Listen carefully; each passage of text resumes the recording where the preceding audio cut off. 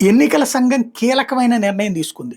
ఏంటంటే ఎన్నికల డేటాని ప్రభుత్వాల దగ్గర ఉండేటువంటి జనన మరణాలతో లింక్ చేయడం.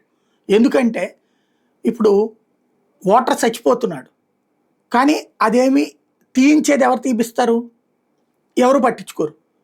దొంగ ఓట్లు వేయించే పార్టీలు ఏం చేస్తున్నాయి? ఆ చచ్చిపోయిన వాళ్ళ పేరులో ఫేస్‌లో ఇంకొకళ్ళని పెట్టి అవసరమైతే ఆ కార్డుని డౌన్‌లోడ్ చేసి అది తీసుకుని వీళ్ళు చేస్తున్నారు. లేదా వాళ్ళ ఇంట్లో కార్డు తీసుకుని వీళ్ళు దొంగ ఓట్లు వేపిస్తున్నారు.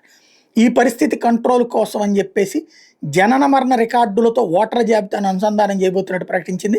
ఇందుకోసం రిజిస్ట్రార్ జనరల్ ఆఫ్ ఇండియా నుంచి మరణాల సమాచారాన్ని ఎలక్ట్రానిక్ రూపంలో ఎప్పటికప్పుడు తీసుకుంటామని చెప్పింది. తద్వారా అత్యంత ఖచ్చితత్వంతో ఓటర్ జాబితాను నవీకరించే వీలుంటుందని చెప్పింది. నమోదిత మరణాలకు సంబంధించిన సమాచారాన్ని ఎలక్ట్రానిక్ రిజిస్ట్రేషన్ అధికారులు సకాలంలో పొందే వీలుంటుంది. ఈఆర్ఓలు చనిపోయిన వాళ్ళ కుటుంబీకుల నుంచి విజ్ఞప్తి వచ్చేంత వరకు వేచి చూడకుండా ఆర్జీఐ నుంచి సమాచారం వచ్చిన వెంటనే బూత్ స్థాయి అధికారులు క్షేత్రస్థాయికి వెళ్ళి సమాచారం ధృవీకరించుకుంటారంటే ఎన్నికల సంఘం ప్రకటించింది.